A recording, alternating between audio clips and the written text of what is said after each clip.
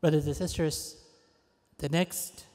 before I call the next speaker, I wanted to give an update that our current bid for the 2 tickets is $2,050. It's $2,050 for both tickets, inshallah, for a total price of $2,050, inshallah. So you can keep bidding, inshallah, at the number that is available in your booklets. Our next speaker is our third and final I Testify story for tonight.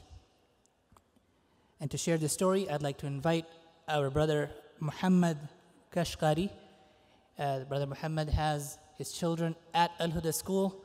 You saw his daughter earlier on. You saw his son earlier on presenting as part of the Aqaba martial arts presentation. Without further ado, we invite our brother Muhammad Kashghari.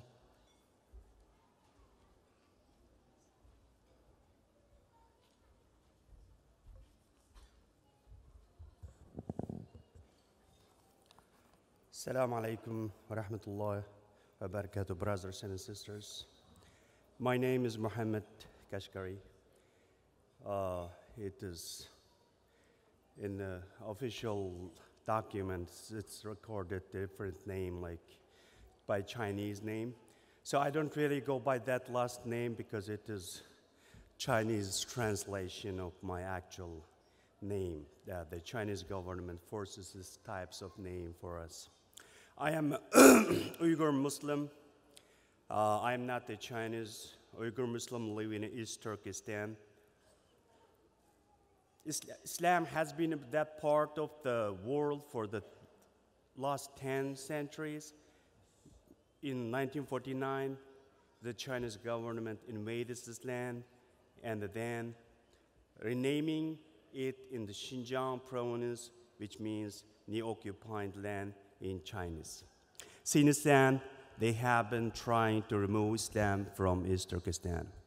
I was born in East Turkestan in the city of Aksu. Holding on to Islam has always been difficult. However, today, the situation has reached a terrifying degree. No one could have imagined that this can happen, like getting jailed for saying Assalamu alaikum, or having the word Allah on your cell phone, or even rejecting smoking, or rejecting drinking alcohol, or differentiating halal food from the haram, even not watching TV, or having nikah when you marry. All of these things are illegal for Uyghur Muslim, and the Chinese government is putting us in jail if we do any of these activities. These are the days when Uyghur women are being forced to marry non-Muslim Han Chinese after the Muslim men of the household have been arrested. Chinese are forcing Uyghur families to host Han Chinese people in their homes so that they can be monitored on a daily basis. Social media is banned in East Turkestan.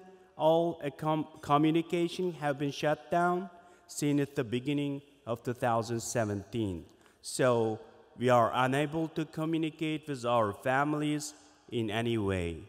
So it means I don't know whether my parents are alive or not. I had a very successful career in international trade before I came to United States 2015. I was at a trade show and it was time for Dhuhr prayer. 2 exhibitors from Iran and Turkey, they found a place to pray and they prayed. When myself and my Uyghur Muslim colleague went to pray, I remembered I didn't have a wudu, so I went to make wudu. My Uyghur Muslim colleagues started praying without me, and then Chinese police arrested them, telling them the Chinese law prohibits the Islamic prayer in public. And my kids were terrified and didn't want to go to the masjid anymore. Islam is our most precious possession. It is something I must give to my children. My wife and I decided to leave everything behind so our children can learn and practice Islam freely. Allah opened up a way for us to come to the United States, and then He led us to Dar-us-Salaam. This evening, my daughter sang the Nasheed, La ilaha illallah, and my son was a part of the Kashgari demonstration. I'm speaking to you freely, openly, about how Allah blessed my family with an Islamic community, Dar-us-Salaam, where we can practice Islam and teach it to our children in an environment I always feel peace, caring, and the brotherhood. In the months after we left our homeland, China began jailing Uyghur Muslims. Up to date, 3 million Uyghur Muslims are in what China calls re-education camps. These Uyghur Muslim men and women are forced to look at a wall for 14 hours per day. The Chinese have declared Islam a mental illness. They're trying to remove this mental illness from East Turkestan. Today, East Turkestan has become the biggest human organ supplier in the world. They are transferring live human organs from the Uyghur prisoners camp to the rest of the world. This is you can see, I think, the picture. This is a sign in the airport, the priority channel for the transferring human organs. I can testify these things because of my family is still in East Turkestan. Many of my friends and relatives have been jailed or have gone missing.